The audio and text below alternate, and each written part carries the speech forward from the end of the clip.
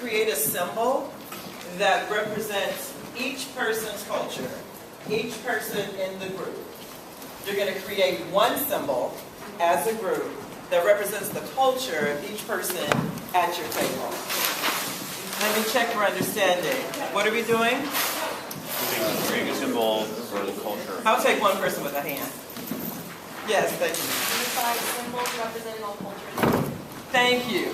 Does anybody want to rephrase that from the back in case they couldn't hear what we're doing? I'll take a hand. Anybody from the back two tables? Thank you. Make a picture or some type of...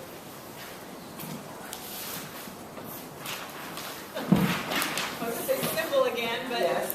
but I was trying to put it in a word, but represent each person. Yes, thank you. You have 10 minutes.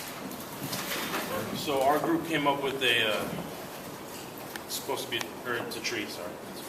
It's a tree. We have 4 branches, which symbolize each one of us. And we picked some stuff that pertains to each of us. If you guys want to talk about Mine is basketball because I like sports.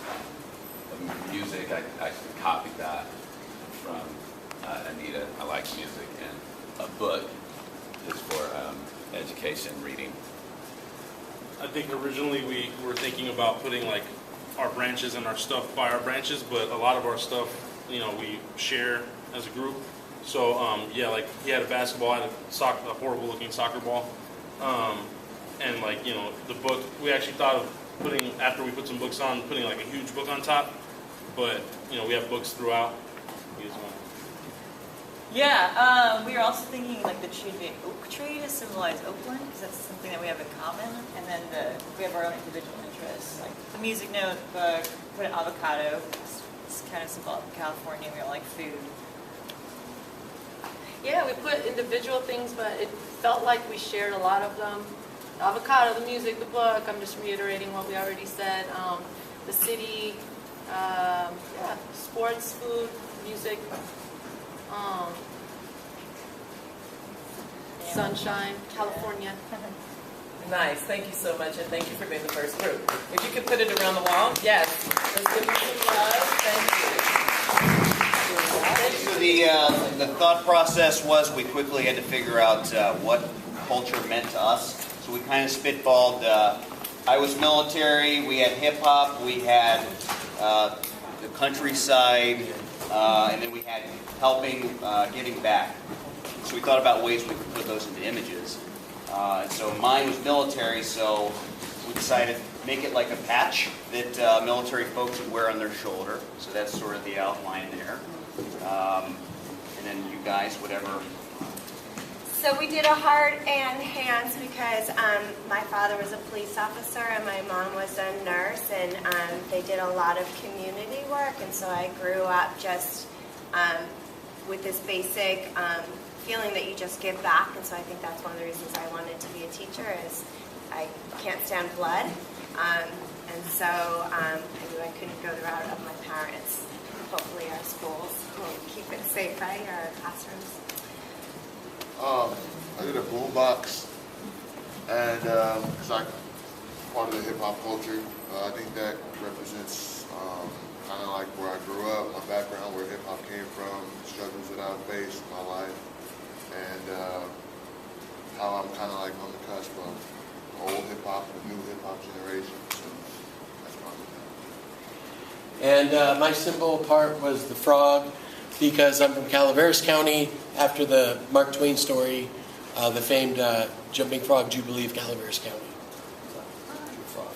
Yeah. And then because I was the patch in the military background, my dad was Army, I was Army too before this, we thought maybe I needed some extra. So we gave the frog the rank of corporal, and he's yelling, hooah. Thank you so much, group two. Trademark. And a trademark. Yeah, so you guys can't have to put this on a t-shirt All right. or anything Thank like you. that. Thank It's already that good. Yeah. There's some tape for you. Thank you. All right. So we kind of made a tree that symbolizes actually our levels of teaching and what we're currently teaching. I am currently doing kindergarten, so I do like the ABCs, 1, 2, 3, and like the handprints, you know, like all the little kids do with painting and And I'm doing earth science, so the easiest thing to do was just put a sun and earth. Math. I love math. Infinity, pi, hydrogen atom. Hydrogen atom. I'm Science. science, so science. And our names, we're gonna tree, roots, leaves. We're all teachers, universal symbol of teacher, apple. Thank you so much, ladies. Please give it up.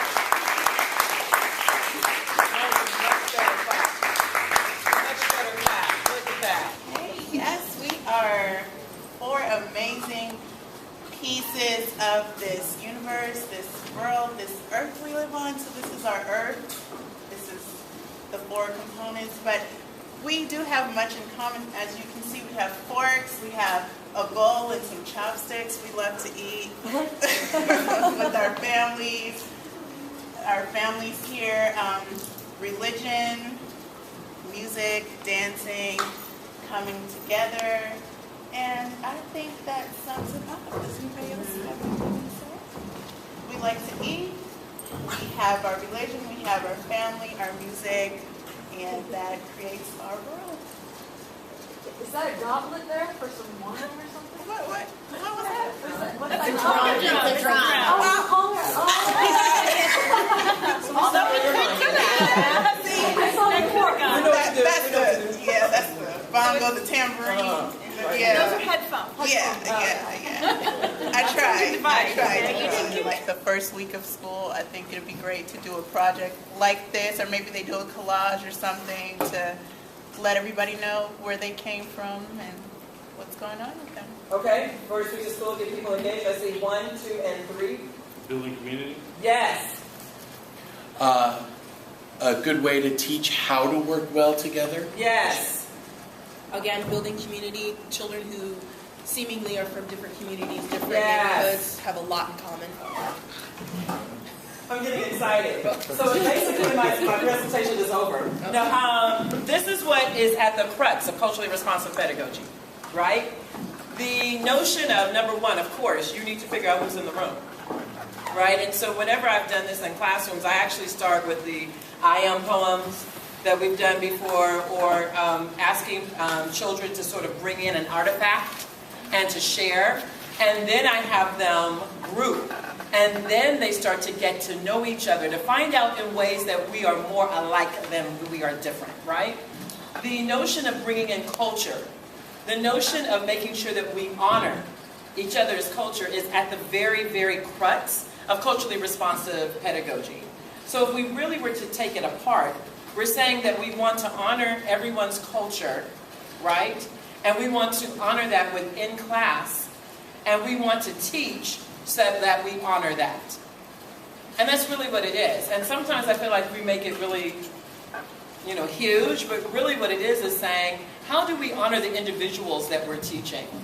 So if I know that John is part of the hip hop community, he's part of the hip hop culture, that's how he identifies, I'll make some references to that.